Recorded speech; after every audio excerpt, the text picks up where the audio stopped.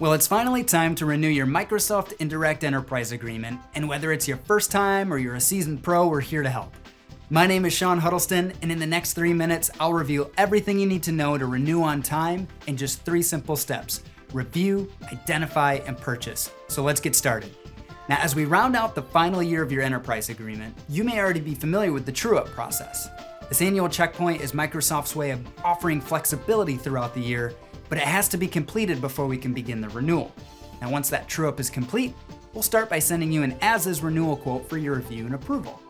This is an opportunity for you to validate that you're adequately licensed while reviewing a pricing estimate for your next 3-year term. As you review that quote, you'll want to identify any changes and report those to your SHI team member.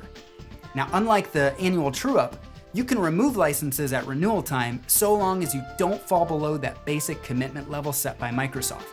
Now again, that's 25 enterprise licenses for those affiliated with state agreements and 250 enterprise licenses for those on their own.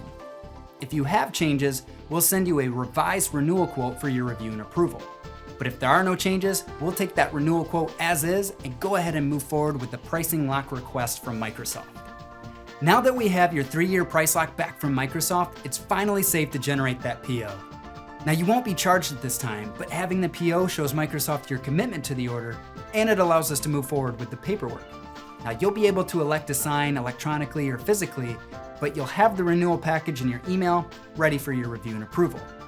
Once that signed agreement makes its way back to Microsoft, they'll activate the new enrollment number, and SHI will place that renewal order against your PO.